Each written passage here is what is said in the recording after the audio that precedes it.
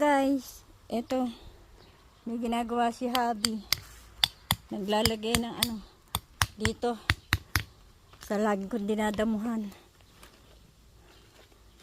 Ba't kaya niya nilagyan ng ganyan?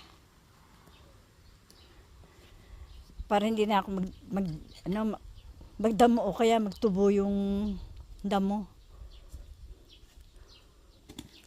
Nagdadamo siya kanina. Ngayon, ito yung binili namin noon sa Joyful. Akala ko saan niya lalagay. Akala ko itatabing dito para hindi mainit. Diyan sa anuhan namin. Pala, dito niya nilagay. Ayun siya.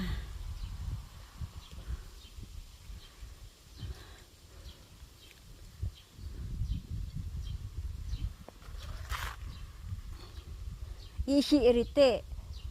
Ya pare Korea. Sabi ko lagyan ng bato. Aayusin ko. Wag na lang daw. Anak ang tinokla.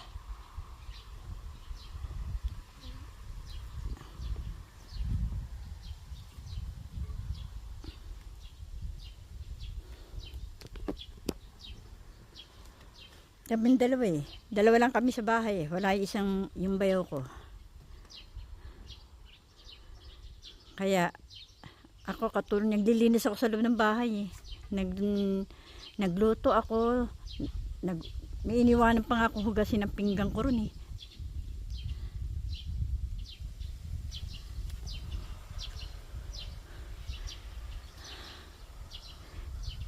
Kailan ako nagdamo doon oh. Nagtubo na naman doon marami. Ayun ang naglaba ako eh nung nakaraan. Umuulan eh hindi natuyo. Ngayon may araw. Tsaka kahapon umulan. Ayan, ngayon lang umaraw. Kaya matutuyo na yan mamaya.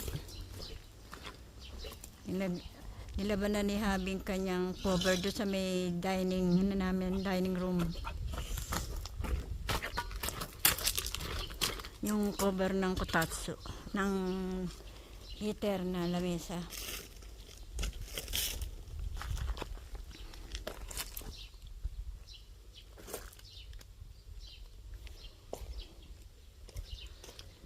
Kung ganyan ang ginawa mo, parang hindi na ako masyado nagdadam rito. Good job.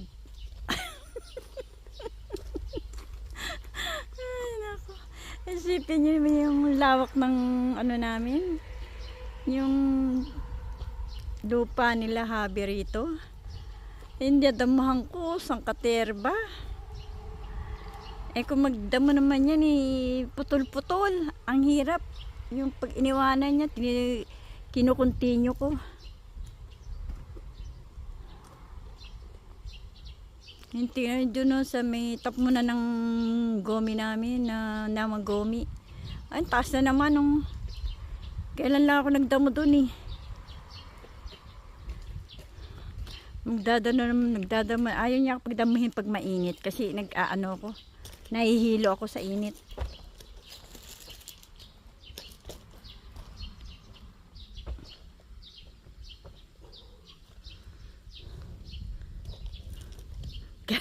Kaya siguro nilagyan niya na ng ganito para hindi na ako masyadong magdamo rito. Ay, ako naman nagdadamo siya. May time siya ngayon. Ganyan yan pag may time. Pag walang time, ako ang gumagawa.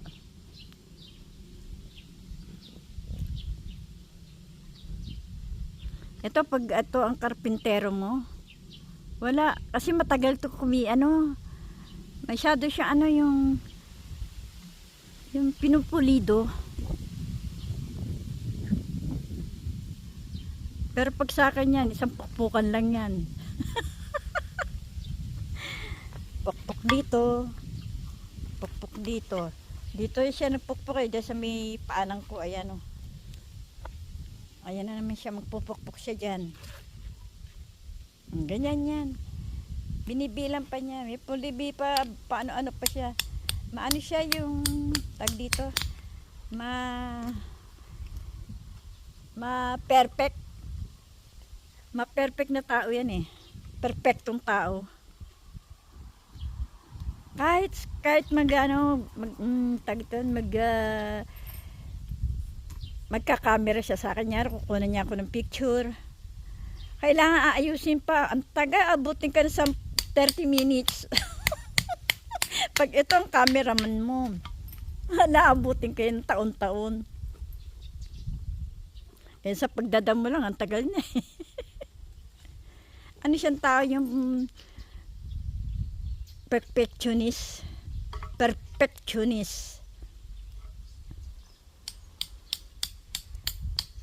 Kahit sa pagdadam mo niya, pulido. Ay, may pasukat-sukat pa siya. May pa-meter-meter pa siya. Hindi, yung utak lang niya minimeter do sa ano. Naglilinis ako sa loob eh. Tinawag niya ako eh. Nagsabi niya sa kaninang umaga. Sabi niya, tulungan ko raw siya mamaya. O sige, okay. Pala ito. Akala ko, itatabing dito sa may kwarto namin, mainit. Para dito sa ano, damuhan. Ay, mabuting ganyan para wala akong masyado dinadamuhan. Ang hirap magdamo, masakit sa balakang.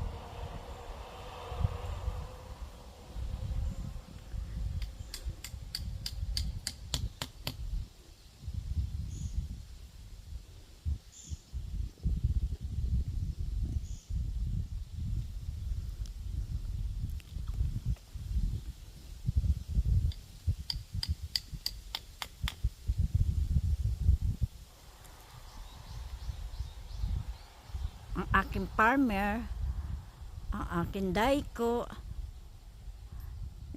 karpintero. Karpinterong ang tagal din. Pag gumagawa doon sa bubong namin, ang tagal. Pagdadamo, ang tagal din. Cameraman siya, matagal din.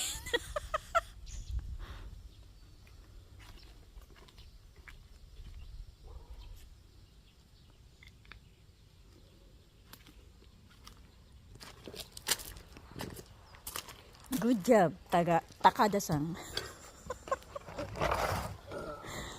Minsan niloloko ko yan eh.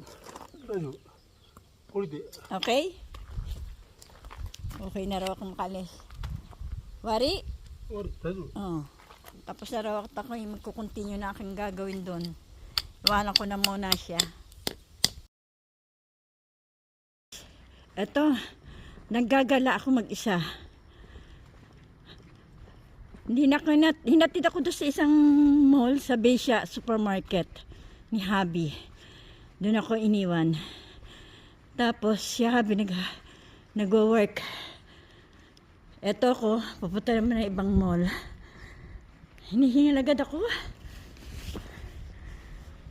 Doon ibang mall sa may Shimamura. Doon man ako pupunta. Hindi ko napakita yun. Hindi na ako nakapag-video doon sa may Besia. Nakapamili lang ako ng prutas. Kasi naghahanap ako ng isda doon eh. Doon minsan meron eh. Yung paborito kong isda ay malaki ulo. Eh wala. Prutas yung nakita ko. Prutas na lang binili ko. Dito titingin ako dito sa may Shimamura kung ano yung makikita ko. Pag wala akong nakita sa may Shimamura, punta ako sa Iyon. Magkakalapit lang naman to eh. Hindi katulad ng malayong pinupuntahan ko.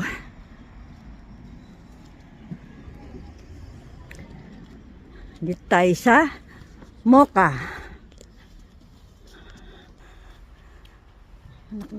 Pag naglalakad ka, nakakahingal. Ang hirap paglakad. Pero exercise ko na rin to. Bihira naman nakapaglakad eh. Kaya, to, lakad. Doon ako iniwan sa may Besia ni Habi. Kaya, punta naman ako dito sa Shimamura.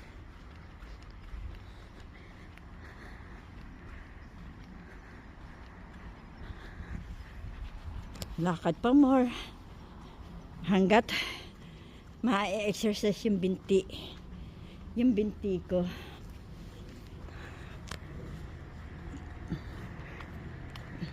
Bihira na ako makapaglakad eh. Pakunti-kunti lang.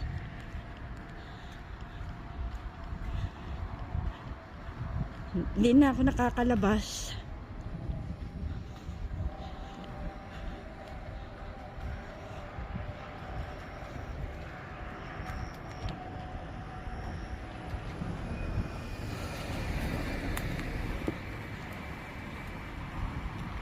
Ay, ito Labanos. Ay, hindi. Hindi. Pechay. Ano? Oo, Pechay. Dito na tayo. Liliko. Ay, nakakapagod. Ganda yung itong halaman to. Parang ano yung... Ang tawag dito. Parang... Ang tawag dito. Parang ano siya. Yung... Ano ba yun? Buko. Loading na loading lagi yung utak ko. Loading na. Ang sarap na ano, kaki. Ayan, ay naka tanyo yan. Yung orange na yun. Yole, yan o. Ayan o. Yellow orange. Kaki yun. Prutas.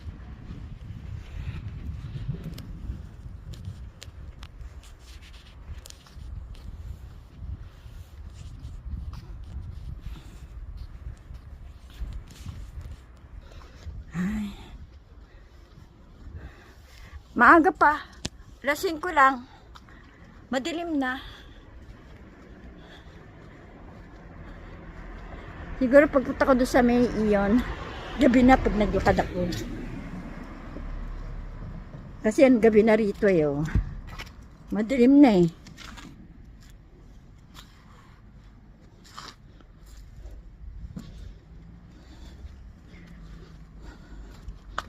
Dito minsan ako binababa ni Habi. Baba ni Habi dito. Diyan siya liliko. Papuntang office nila. Shimamura na tayo.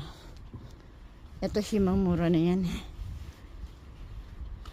Liko-liko. Oh, wala masyadong customer o konti kotse.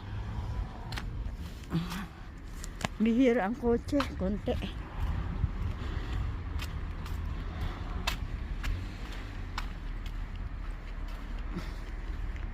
Ay, gabi na.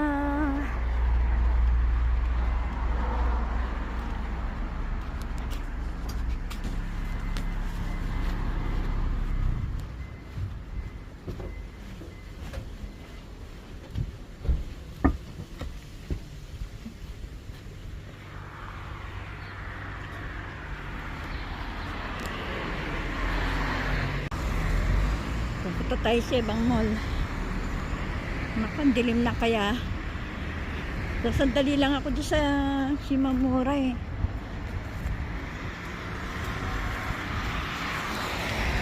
Sandali pa lang ako eh. Gabi na agad oh. Yung makita yung dinadaanan ko. Dilim.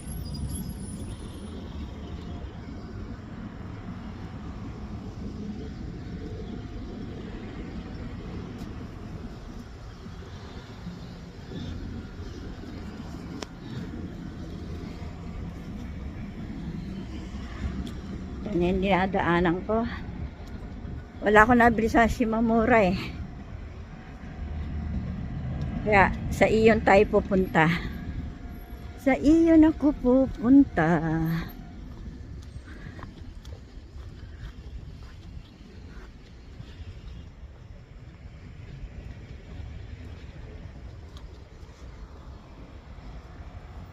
Pag doon sa nilalakaran ko, di natin makita dahil puro ilaw ng kotse.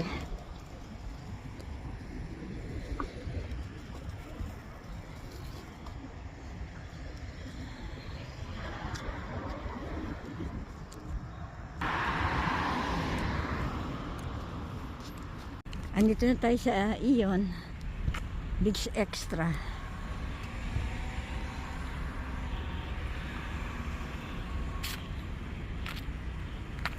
Siguro mabibili ko dyan pagkain na lang. Hindi naman magaganda kasi damit dyan eh. Tawid na tayo dito.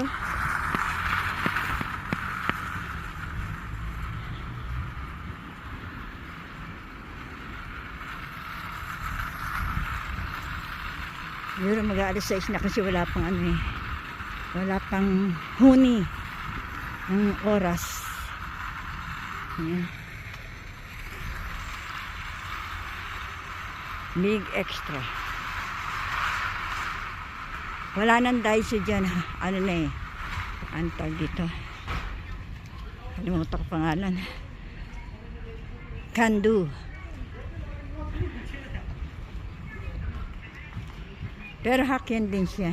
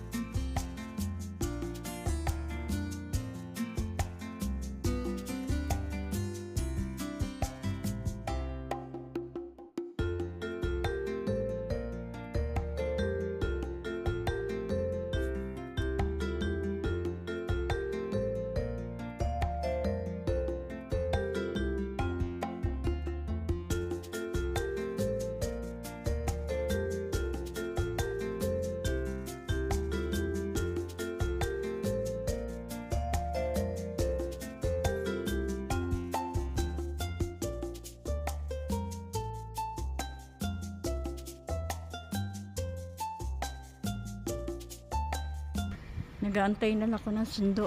Wala pa yung sundo ko. Si Habi wala pa. Gabi na.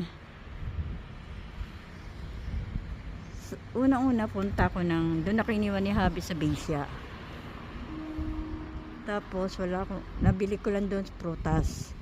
Tapos punta ko si Mamora, wala akong nabili ron. Dito sa Iyon, ayan, i-haul ko na lang sa bahay.